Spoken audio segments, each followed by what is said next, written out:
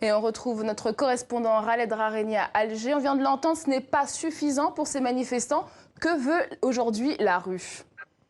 Eh bien, ces manifestants résument en quelque sorte l'idée, l'état d'esprit des Algériens ce soir, qui, après 39 jours de protestation, comme vous l'avez dit, ont obtenu une victoire inestimable. Et en fait, c'était la première revendication dès le 22 février, le départ de Abdelaziz Bouteflika. Mais il reste tellement de choses à faire encore. Et bien sûr, le départ du système. Le système qui a obtenu la démission du président devra lui aussi partir. C'est la revendication populaire. Et les Algériens en sont conscients aujourd'hui. Ils sont conscients que c'est une première victoire, une étape importante qui a été franchie et que d'autres suivront dans les prochaines semaines ou les prochains mois.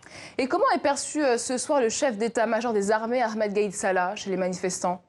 C'est une très bonne question parce qu'en fait, il y a beaucoup d'approximations entre le chef d'état-major et l'armée. L'armée algérienne est une institution extrêmement populaire en Algérie. Ça a toujours été le cas depuis qu'elle a participé à la libération d'Algérie dans la guerre du 1er novembre. Mais il est clair aujourd'hui que le chef d'état-major considère être la vitrine, le représentant de l'armée, alors que lui aussi est très critiqué, surtout depuis vendredi dernier, puisqu'il est considéré comme faisant partie du système algérien. Mais il a quand même fait évoluer son discours. Souvenez-vous, le 22 février, le général Gaïd Salah disait que les manifestants étaient des gens manipulés. Aujourd'hui, il dit le peuple c'est l'armée c'est le peuple. Et il a en quelque sorte indirectement déposé ou obligé le président Abdelaziz Bouteflika à remettre le pouvoir. Mais le général Gaïd Salah sait très bien que la revendication principale, c'est la fin du système et qu'avec le temps, les Algériens vont l'obtenir.